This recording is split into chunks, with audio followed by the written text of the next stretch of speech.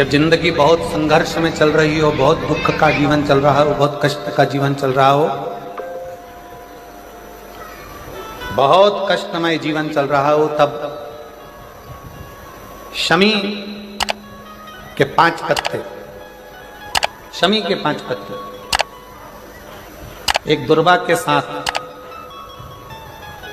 एक अक्षत चावल का एक दाना, वो भी हल्दी में भिंगोया हुआ हो या केसर में भिंगोया हुआ हो। शमी पत्र 5, एक दुर्वा, एक चावल का दाना, जो दिल से हृदय से बेलपत्री के वृक्ष के नीचे पार्थिव लिंग का निर्माण कर कर मट्टी का शिवलिंग बनाकर प्रदोष काल में, मतलब शाम के समय पर शिवलिंग बनाकर उस पे जल चढ़ाकर, जो ये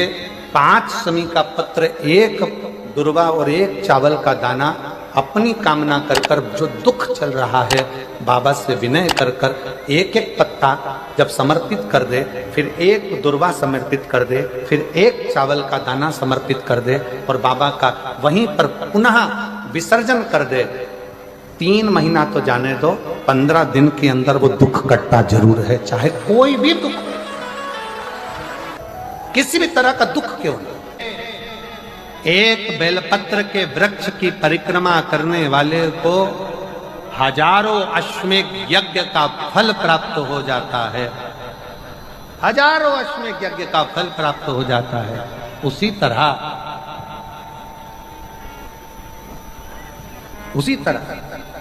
एक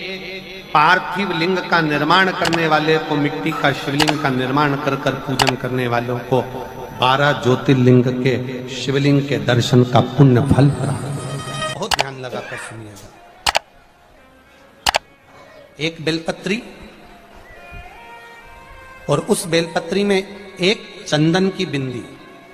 और एक अक्षत का दाना मात्र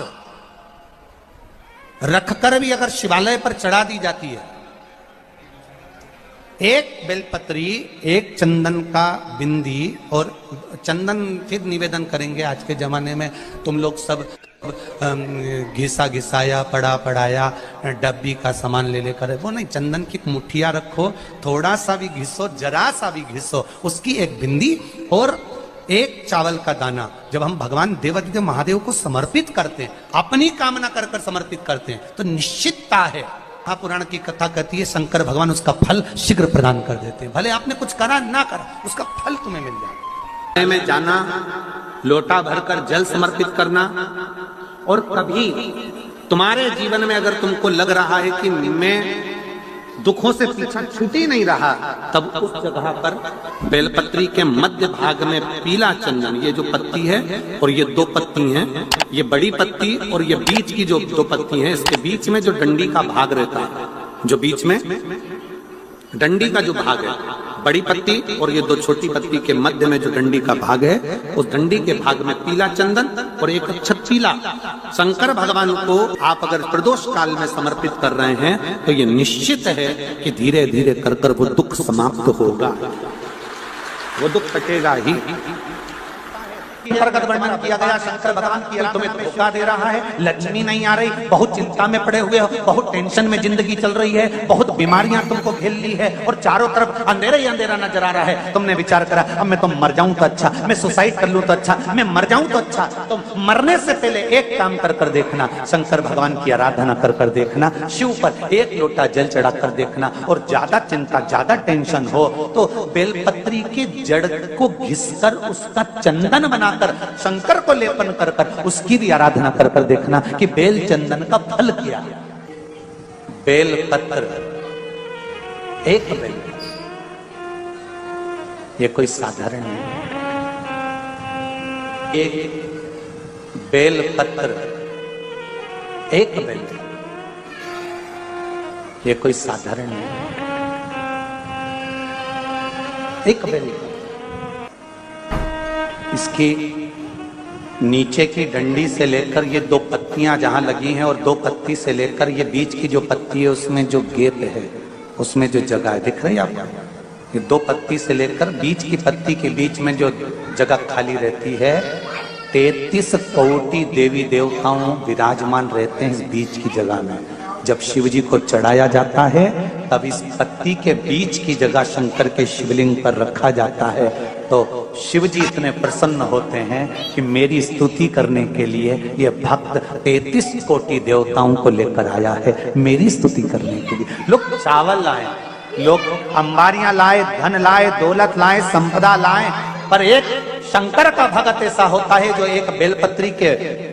रूप में 33 कोटि देवताओं को, 64 योगिनियों को, आदि शक्तियों को शंकर को समर्पित करता है। कितना सुंदर संवाद है, कितना सुंदर बात कही कि भूल से भी किसी तीर्थ में नहीं गए, कहीं हमने गौदान नहीं करा, कहीं हम किसी तीर्थ में नहीं गए, हमने कहीं गौदान नहीं करा, हमने कहीं ब्राह्मण भोजन नहीं कराया, हम कहीं गंगा यमुना कावेरी सरस्वती नर्मदा छिपरा पुण्यवान नदी में हम स्नान नहीं कर पाए। शिव महापुराण की कथा कहती है भूलवश भी अगर पिपलेश्वर या बटकेश्वर किसी शिवालय पर भूल से भी अगर एक लोटा जल चढ़ जाता है तो देव अधिदेव महादेव सारे तीर्थों का फल अपने आप प्रदान कर देते हैं। भूल से भी चढ़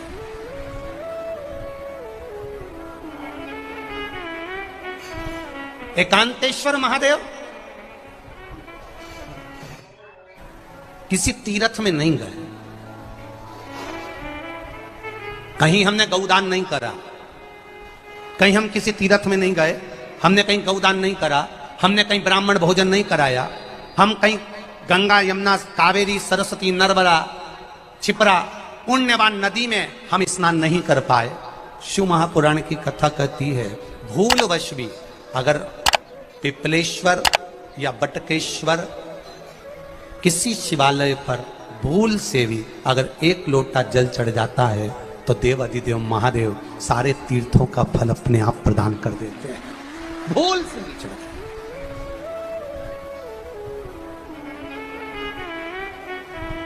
एकांतेश्वर महादेव जो कि एकांत में बैठा हुआ है, एकांतेश्वर महादेव अकेला बैठा है अलमस्त होकर। आप जा रहे हो गाड़ी लेकर, आप 4 व्हीलर गाड़ी में जा रहे हो, ट्रैक्टर में जा रहे हो, ट्राली में बैठकर जा रहे हो, क्रूजर में बैठकर जा रहे हो, 2 व्हीलर गाड़ी में बैठकर जा रहे हो, और एकांतेश्वर महादेव का मंदिर दिख गया कोई एकांत में, भले उसका नाम नहीं मालूम तुमको कि कौन सा महादेव, और अकेला बैठा है जंगल में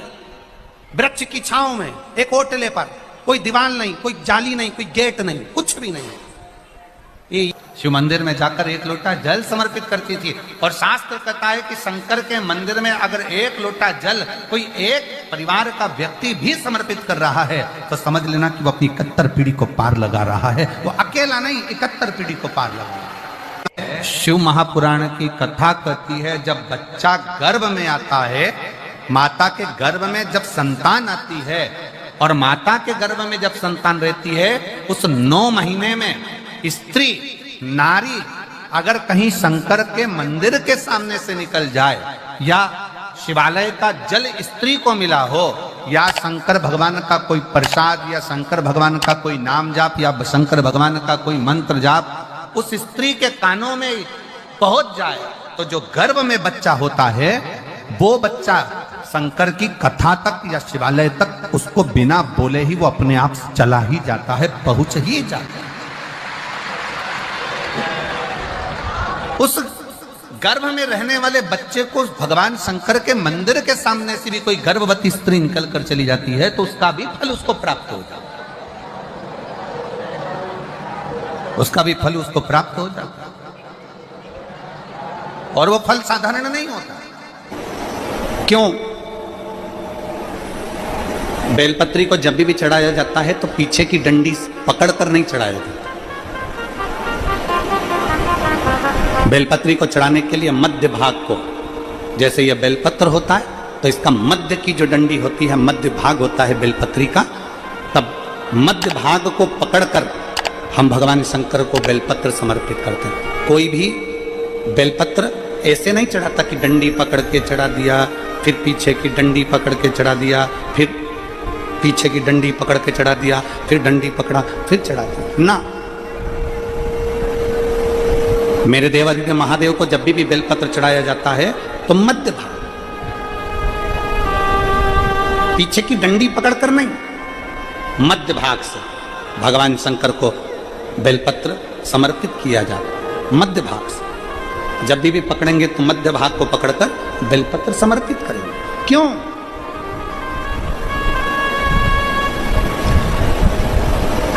क्योंकि हमने भगवान शिव को मध्य भाग पकड़कर इसलिए समर्पित करा कि ये केवल बेलपत्र का मध्य भाग नहीं है मेरे शंभू, मेरे हृदय के मध्य भाग को मैं आपके चरणों में